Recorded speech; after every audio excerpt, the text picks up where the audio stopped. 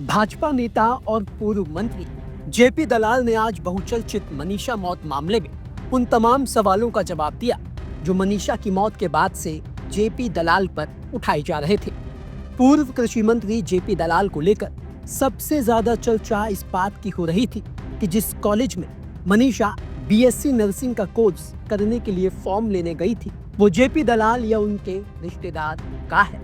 Social media पर इस चर्चा को खूब हवा मिली और लोहारू में मौजूद जेपी दलाल के विरोधियों ने भी ये सुनिश्चित किया कि जेपी दलाल के खिलाफ अफवाहों का बाजार और ज्यादा गर्म हो ताकि मनीषा की मौत को लेकर उन पर भी उंगलियां उठती रही।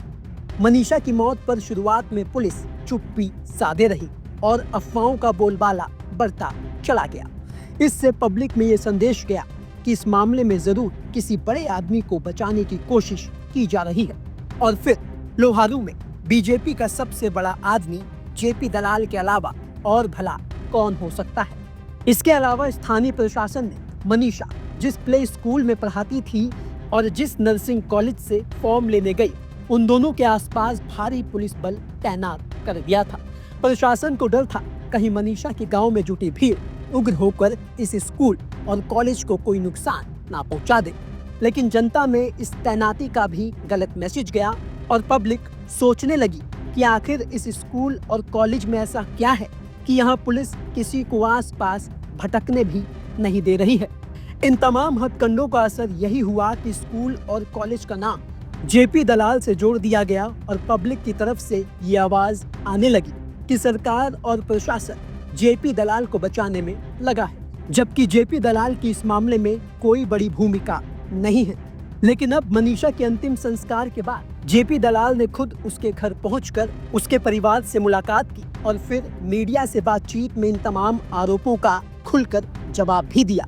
आखिर में आप जेपी दलाल का इन अफवाहों को लेकर दिया गया ये पूरा बयान सुनिए और हमें कमेंट सेक्शन में लिखकर जरूर बताएं कि जेपी दलाल जो कह रहे हैं उससे आप कितना इत्तेफाक रखते हैं। मनीषा के घर शोक संवेदना प्रकट करने पहुंचे हैं। आज सुबह में हमारी बेटी मनीषा के परिवार से मिलने गया, उनको सांत्वना दी।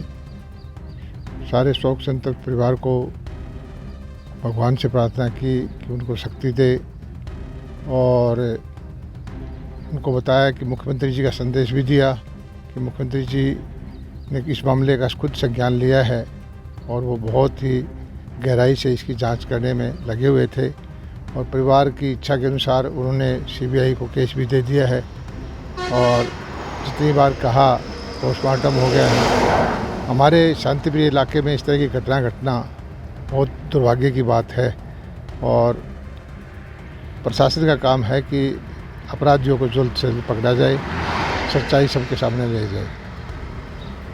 विधानसभा में कांग्रेस ने बड़ा मुद्दा बनाने की कोशिश करी है इसमें। ये मामला जो है राजनीति करने का नहीं है। एक बेटी की जान गई है, अपराधियों को पकड़ के उनको सजा दिलाने का मामला है। इसमें कोई राजनीति नहीं करनी चाहिए, यही मेरी सबसे प्रार्थना है। और ख़ास करके सोशल मीडिया पर बहुत तरह तरह की भ्रांतियाँ फैलाई गई। यहाँ तक कहा गया कि कोई स्कूल था जिससे मेरे रिश्तेदार का ताल्लुक़ है। ये सरासर गलत है।